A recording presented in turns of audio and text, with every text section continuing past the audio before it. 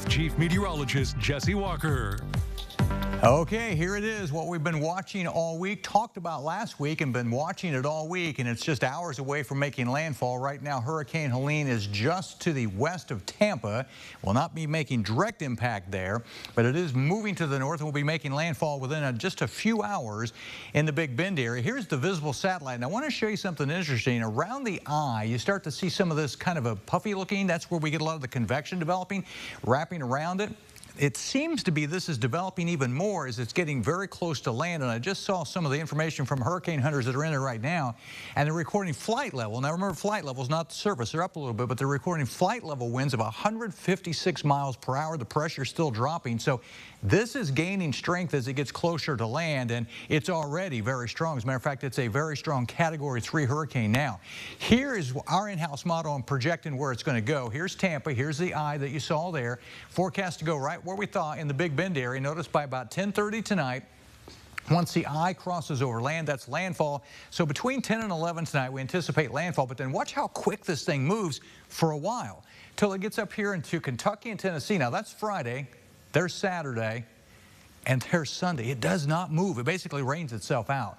For us, the worst of it's going to be Friday, but we'll still have some lingering showers on Saturday and Sunday, although I think Sunday the rain starts to pull away and move back off to the east. Here's the latest information. Right now, winds are 125 miles per hour. 130 is Category 4. That's how close it is, and it is moving quickly, as you just saw. Winds are gusting to 153, or 150, what is that, 155. It's a Category 3, but I'm seeing signs from things we're looking at. This may get into a low Category 4 before it makes landfall here in a few hours. Then it basically goes up and hangs out right there. Look at that. It just does not move. This will keep the very, very heavy rains in Kentucky, but we're going to see some hefty rain in part of this area as well. All kinds of advisories across Florida. Some of these are tornado watches. Some of these are tornado warnings. Of course, hurricane warnings as well. Tropical storm warnings and things like that all the way up across portions of Atlanta. These are high wind advisories and warnings here across East Tennessee, and locally, not a surprise, the entire viewing area, a wind advisory for tomorrow. We could see wind gusts here, maybe 50 miles per hour, give or take, during the afternoon and evening tomorrow.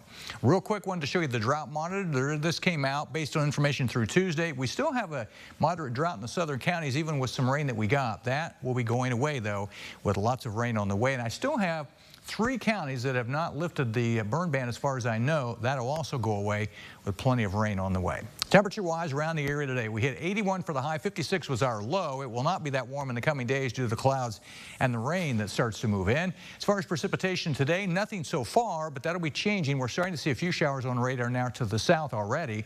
Here's what it looks like with the Wabash River in Terre Haute, 3.5 feet. That is currently stationary. That also should start to go up, although the heavier rains will be farther to the south. So here comes the hurricane. Very windy tomorrow. Heavy rain for some of us, and then weekend showers. I think the showers over the weekend will not be as heavy.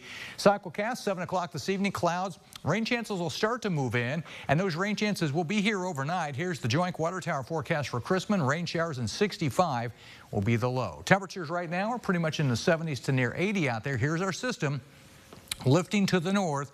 See this little spin right here? I talked about this in a Facebook video. That's an upper low. It's going to pick this up and kind of pull it back up into this area. That's why it's going to move in from the east to the west and going to have a major impact on us starting late tonight, especially during the day tomorrow. So forecast tonight, then rain starts to move in, becoming more widespread by midnight or so. 65 for the low. Tomorrow, rain and wind, both will be a problem. There will be some heavy rain. There will also be a lot of wind. 71 for the high.